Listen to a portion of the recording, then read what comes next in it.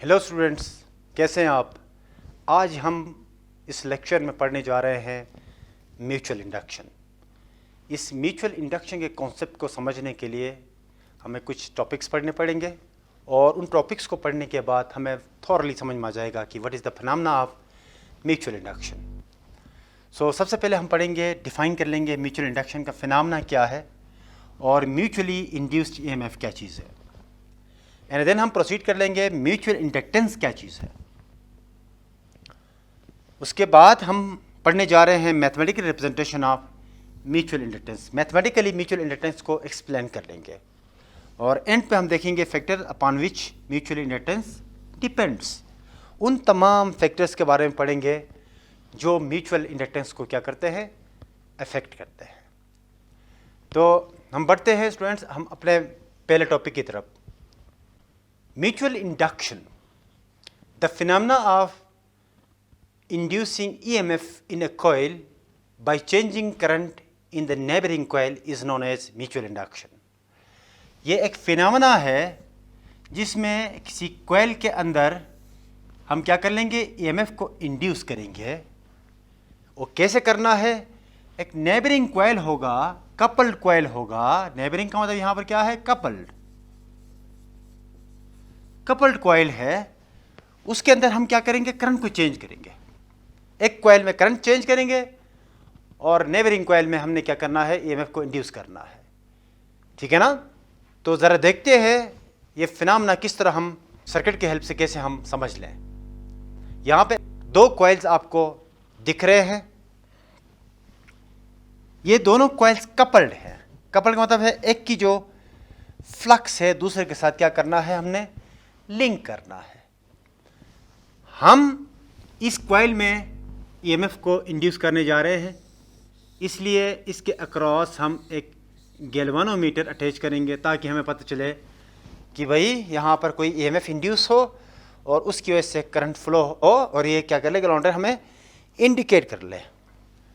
इस कॉइल के अक्रॉस जो जिसमें हमने क्या करना है, करंट को चेंज करना, इसके अक्रॉस हम एक पोटेंशियल सोर्स जोड़ेंगे।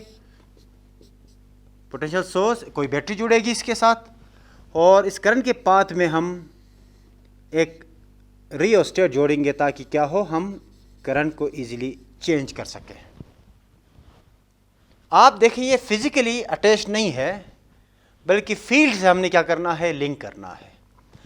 यहाँ इस कॉइल में देखिए, इसमें हमने पोटेंशियल अप्लाई किया हुआ है और यहाँ से करंट फ्लो करेगा, सेम वही सेल्फ इंडक्शन की तरह। Constant current, constant magnetic field.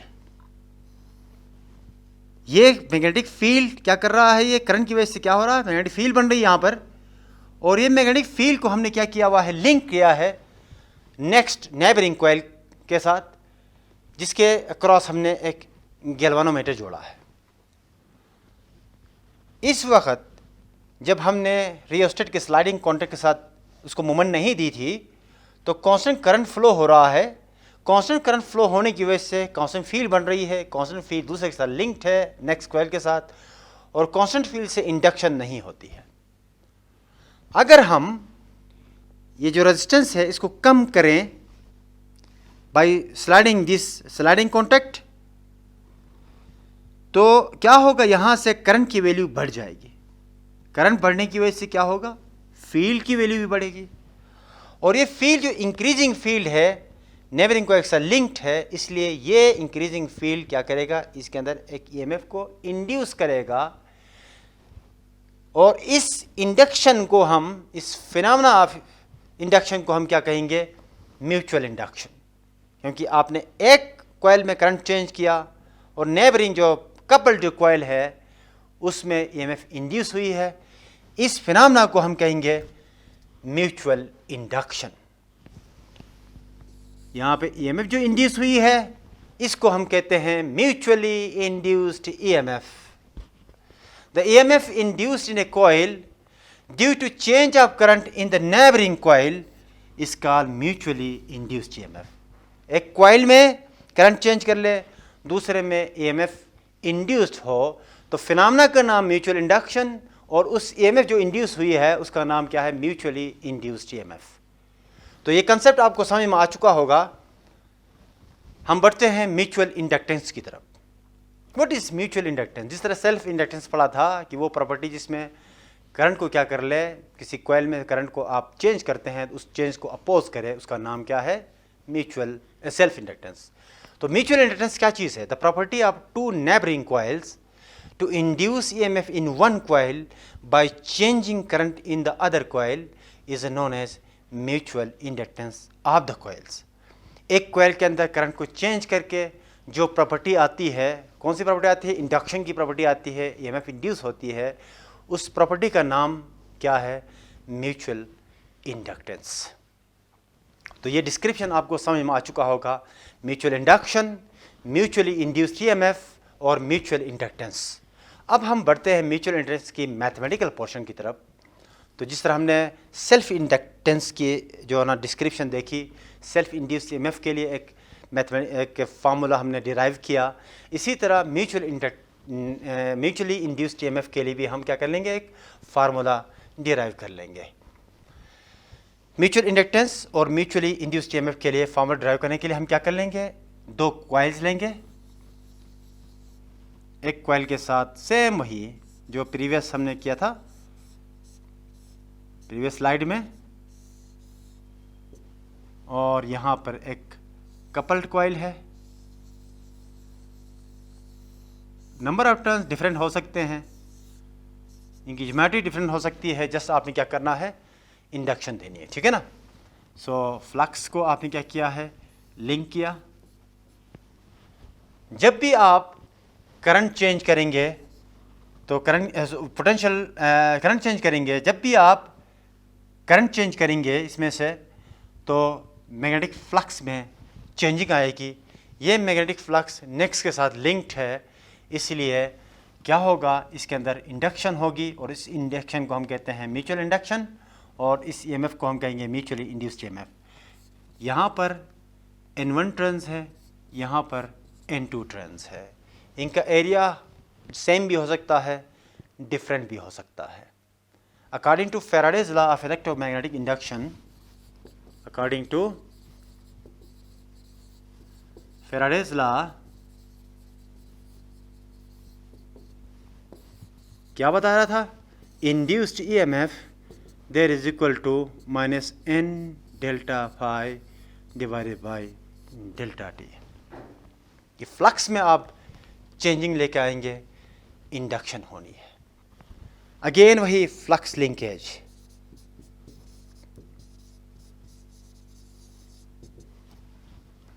Flux linkage किसे कहते हैं?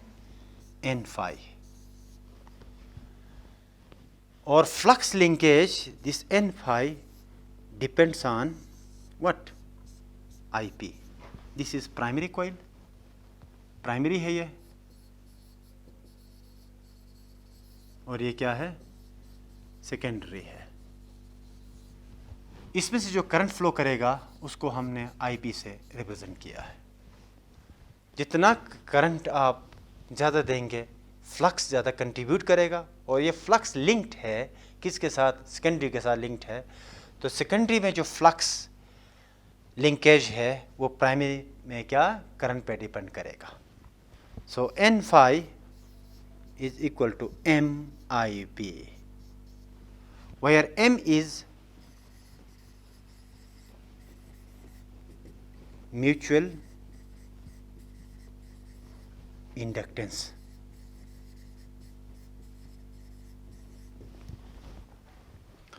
Mutual inductance is equal to N phi divided by IP।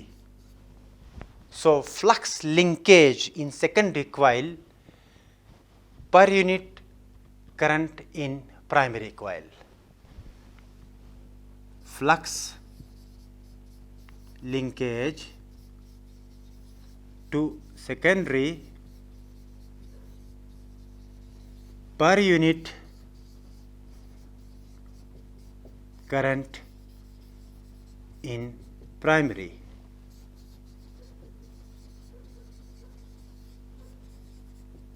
This is mutual inductance।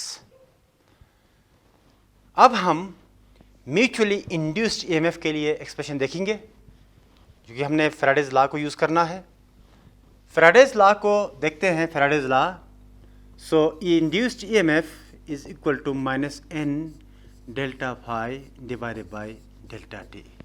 इसको रीअरेंज कर ले, minus delta divided by delta T times of N phi.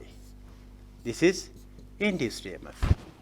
So induced EMF there is equal to minus delta divided by delta t times what is n phi MIP.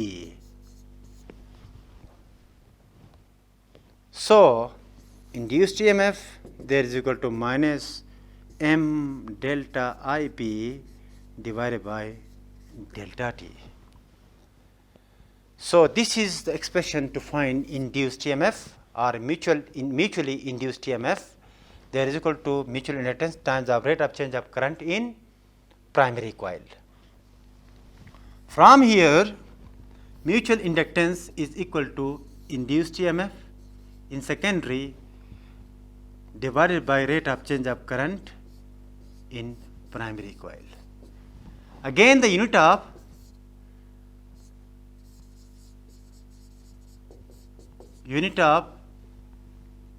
mutual inductance is Henry. What is 1 Henry? 1 Henry there is equal to 1 volt divided by 1 ampere divided by 1 second. कैसे? क्योंकि 1 Henry that is equal to the unit of EMF is 1 volt, current is the unit of current is ampere, and the unit of time is second. So 1 Henry is equal to 1 volt divided by 1 ampere 1 second. So what is 1 Henry of mutual inductance? 1 Henry of mutual inductance is defined as if 1 ampere current is changed in 1 second,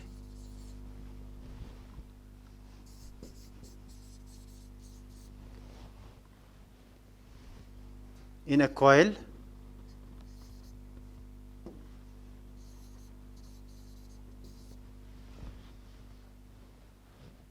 and it induces 1 volt of EMF in neighboring coil,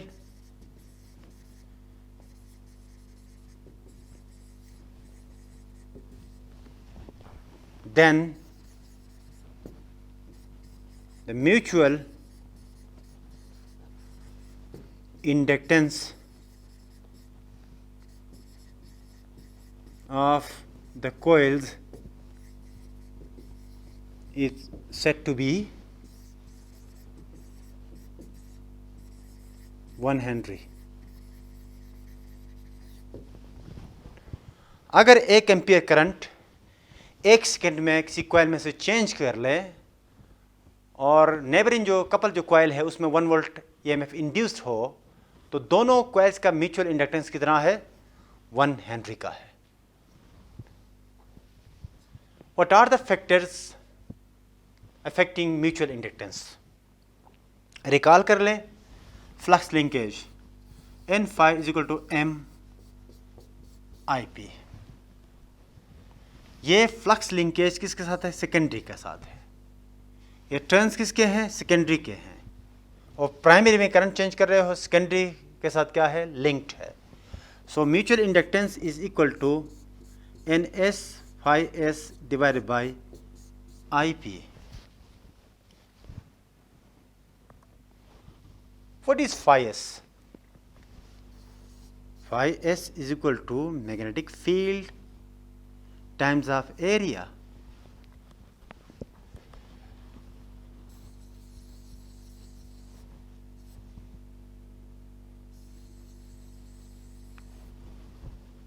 this is NP, और इसमें से current जो जा रहा था IP, और ये flux जो कंट्रीब्यूट कर रहा है ये NS, this is NS,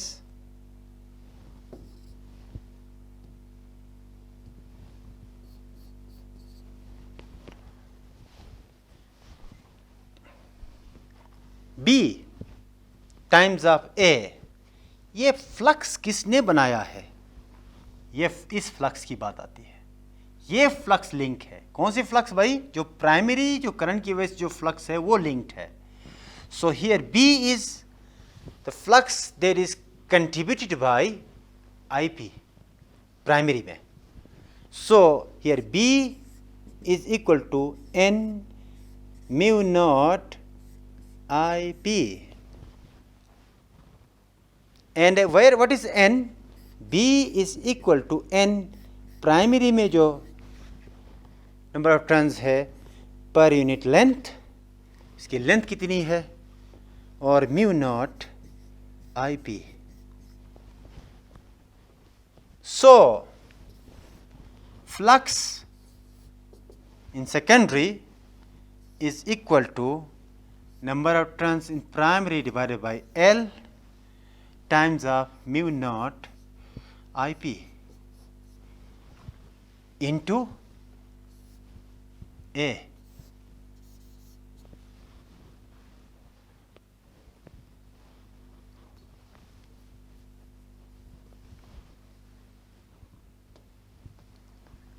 Then phi S is equal to NP divided by L mu naught IP A। इस फ्लक्स को यहाँ पर पुट करते हैं तो M is equal to NS into NP divided by L mu naught IP A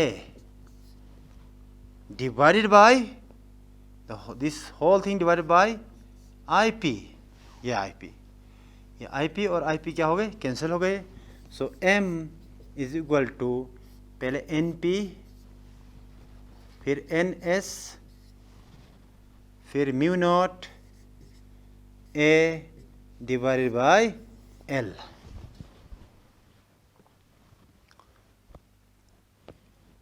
इससे क्या सीखा आपने, mutual inductance depends on number of turns in primary coil, number of turns in secondary coil, the core material and the size and the shape। Size और shape पे इसके अंदर क्या core material है, सेकेंडरी में क्या कोर मटेरियल है, और दूसरी बात नंबर ऑफ टर्न्स कितने हैं, नंबर ऑफ टर्न्स प्राइमरी में कितने हैं, नंबर ऑफ टर्न्स सेकेंडरी में कितने हैं, उस पे क्या करेगा, डिपेंड करेगा। तो हम डिड्यूस करते हैं साइज एंड यानी फैक्टर, वो फैक्टर जो इफेक्ट करते हैं म्यूचुअल इंडक्टेंस को, तो उसमें है size and shape of the coils, number of turns in the coils, permeability of the material in which the coils are wound, ये A एंड L की बात कर रहा है, ये नंबर ऑफ टर्न्स की बात कर रहा है, ये म्यू नॉट म्यू की बात कर रहा है। परमेबिलिटी ऑफ जो फ्री स्पेस म्यू नॉट और परमेबिलिटी ऑफ मटेरियल के लिए हम म्यू यूज़ करते हैं। एक टर्म है यहाँ पर proximity of coil. Proximity of the coils क्या मतलब है, कोइल्स को कैसे रखा हुआ आपने, एक कोइल है यहाँ पर यूं और दूसरा कोइल है कोएक्सियल बनाया है। एक सिचुएशन ये है, एक कोइल को आपने यूं वाइंडिंग दी है, इनेमल्ड वायर होने चाहिए, इनेमल्ड मीन्स जो इंसुलेटिंग मटेरियल से बना हुआ, ठीक है ना, और दूसरे को सेम वाइंडिंग दी है उसी के ऊपर, ठीक है ना, एक ही कोर मटेरियल के ऊपर क्या किया आपने, वाइंडिंग दी है। एक कॉइल इस तरह रखा हुआ है और दूसरा कॉइल इस तरह रखा हुआ हो। प्रॉक्सिमिटी मीन करती है यहाँ पर इंडक्शन होगी लेकिन कंप्लीटली फ्लक्स लिंक नहीं होगा। यहाँ पर जो फ्लक्स प्राइमरी कंट्रीब्यूट करता है वही फ्लक्स सेकेंडरी के साथ कंट्रीब्यूशन है, तो मैक्सिमम क्या होगा, यहाँ पर इंडक्शन होगी।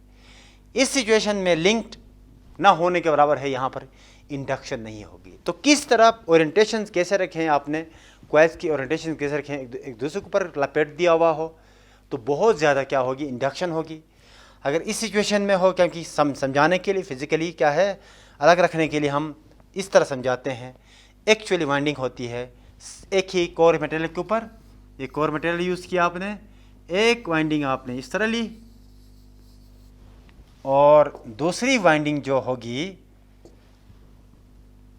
इसके ऊपर, और ये दोनों इनेमल वायर्स हैं। इनेमल का मतलब ये है कि दोनों यानी से जो करंट जो है पास नहीं हो रहा है, बल्कि फ्लक्स की लिंकेज की वजह से इंडक्शन होती है। तो आज का ये टॉपिक यहीं पे ख़त्म हो रहा है। मैं उम्मीद करता हूँ कि आप लोगों को ये म्यूचुअल इंडक्टेंस और mutually induced EMF, mutual induction का जो टॉपिक है समझ में आ चुका होगा। Thank you so much.